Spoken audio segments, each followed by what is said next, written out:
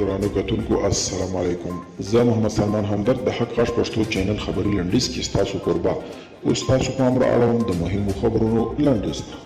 د امریکا د بهرنیو چارو وزیر انټوني بلینکن له ولسمشر غني سره ټلیفوني خبرې کړې دي. په دې ټلیفوني تماس کې د دواړو هیوادونو پر اړیکو او د افغانستان د سوري بهیر پر وروستیو پرمختګونو بحث شوی دی.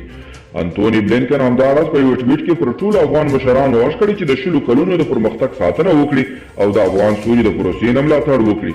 د ملي مصالحې عالي شورا رئیس عبدالله په دوحه کې د افغان دولت له مذاکراتي پلاوي سره په انلاین ناستې کې ویلي چې افغان دولت د سولې خبرو دوام ته ژمن دي، خو ټینګار یې کړی دی چې په هېواد کې د جګړې دوام او هدفي وژنې د منلو نه دي.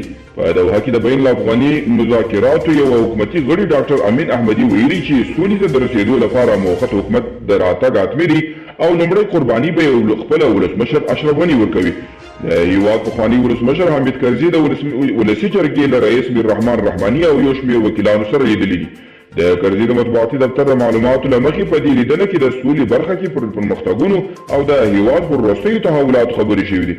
او په قطر کې د طالبانو د سیاسي دفتر ویان ډاکټر نعیم ویلي چې د دغې ډلې یو پلاوی د شیر محمد عباس انرزي په مشرۍ د افغانستان لپاره د روسیې له ځانګړي استازي ضمیر کابلوف سره په مسکو کې لیدلي. د نوموړي په خبره په دې لیدنه کې پر افغان سوله خبرې اترې شوي.